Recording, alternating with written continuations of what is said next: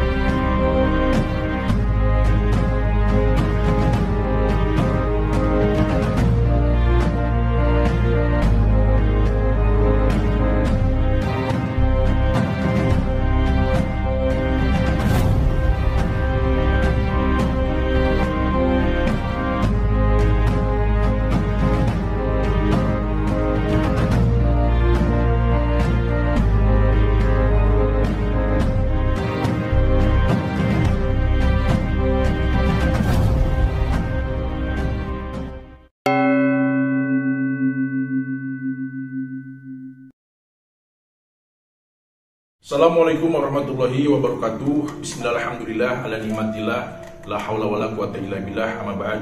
Sedulurku dimanapun kalian berada, semoga kalian semuanya sehat selalu, sehat pikirannya, sehat hatinya, dan selalu memiliki niat-niat yang baik untuk kedepannya. Berkah alhamdulillah sedulurku semuanya. Pada kesempatan kali ini saya ingin memberikan informasi sedikit, tapi insya Allah bermanfaat. Saya khususkan bentuk pesan cinta untuk kalian yang memperdalami ilmu pernapasan tenaga dalam, ya. Walaupun banyak ustadz, ulama terkemuka yang menyatakan haram memperdalami ilmu tenaga dalam. Sebab apa? Yang mereka pahami dari jamaah yang menyampaikan pertanyaannya, banyak yang tidak paham juga konsep ilmu tenaga dalam. Yang diharamkan itu seperti apa, Kang? Yang diharamkan itu ketika kalian mengolah pernapasan dengan niat yang tidak lurus, memahaminya salah konsep, salah arah, ya. Apalagi ketika kita menyerap energi batin, pernapasan, ya, dengan cara ilmu apa? Pernapasan, untuk mengeluarkannya ilmu tenaga dalam, ya. Seakan-akan kita memiliki energi yang hebat, menyerap energi yang sangat banyak. Apalagi ketika kita istilahnya melakukan sambatan, gerak rasa, gerak jurus. Kita menyambat seolah-olah kita menjadi harimau, seolah-olah kita menjadi sesuatu wujud, ya, yang berkaitan dengan energi-energi yang lain. Saya yakini ini dasarnya pun salah memahaminya.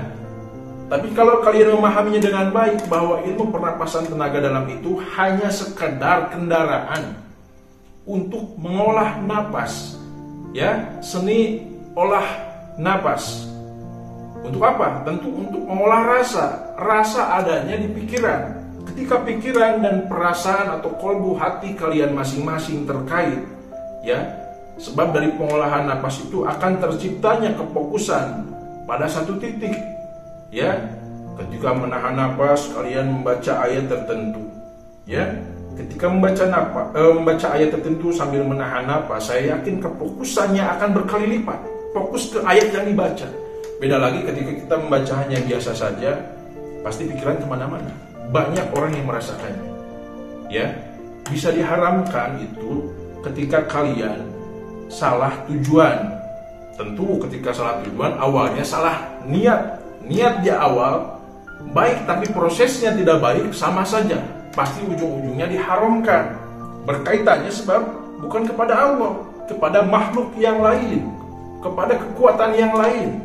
Maka dari ini pangkal utama, ya, antara pengolahan napas meditasi, ya, menguasai ilmu pernapasan tenaga dalam, itu harus diawali dengan niat, tentu proses dan tujuan yang baik. Pengolahan napas kita paham konsepnya. Meditasi pun kita paham bahwa meditasi itu untuk tapakur. Sebab di setiap agama ada meditasi. Meditasinya yang seperti apa dulu? Yang menurut aturan syariat Islam, meditasi itu untuk tapakur, untuk refleksi diri. Ya, paham sampai sini? Tentu refleksi diri, membayangkan perkara-perkara di dalam kehidupan. Allah selalu melihat kepada diri kita. Allah memperhatikan kita. Kita dipantau olehnya. Apa yang sudah kita lakukan dulu ataupun kemarin, apa yang dilakukan hari ini, ambil hikmahnya, buang yang buruk, ya. Terus direvisi untuk kedepannya, untuk mengambil hikmah agar mendatangkan kebaikan. Sebelum melakukan itu diniatkan, ya, niat taqarrub ilallah, mendekatkan diri kepada Allah Subhanahu wa Ta'ala. Meditasi itu dilakukan setiap selesai sholat.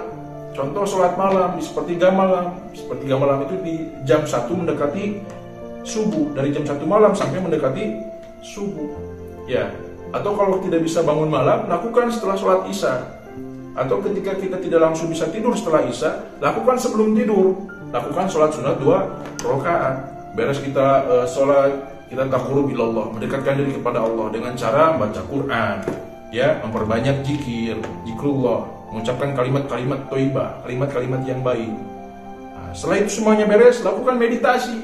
Caranya seperti apa? Hanya tinggal duduk berdiam diri sambil memejamkan mata, ya, memikirkan diri kita, ya, kita curhat kepada Allah seakan-akan kita sedang berkomunikasi kepada Allah, mencurahkan segalanya kepada Allah.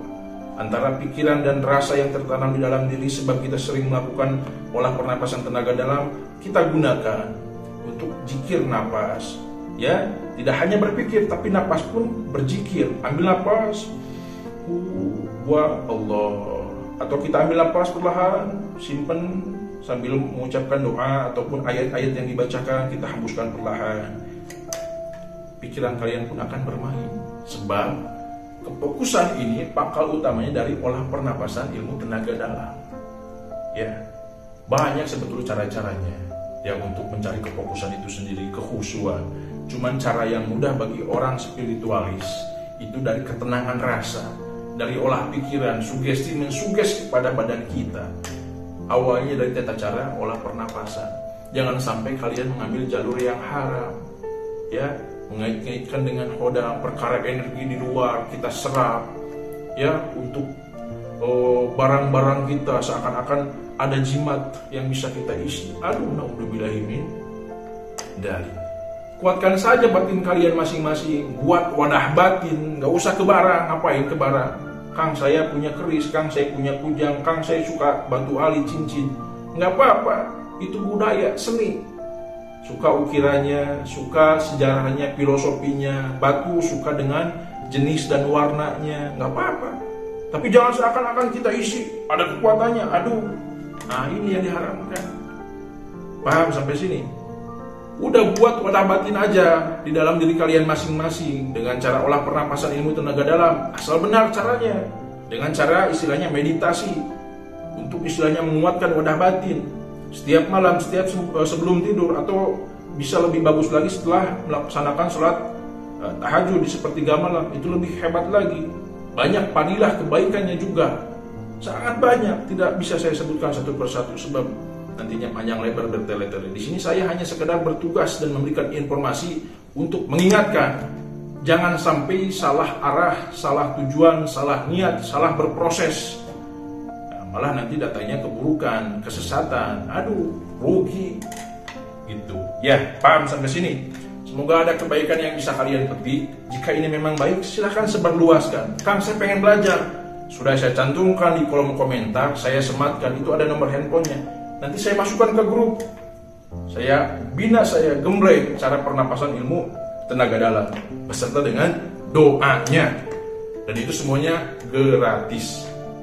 Agar kalian benar arahnya, sesuai jalurnya, hebat niatnya, sebab mencari kebaikan dan ridho Allah Subhanahu wa ta'ala tentu akan mendatangkan kebaikan-kebaikan pula untuk kita, untuk keluarga dan orang banyak.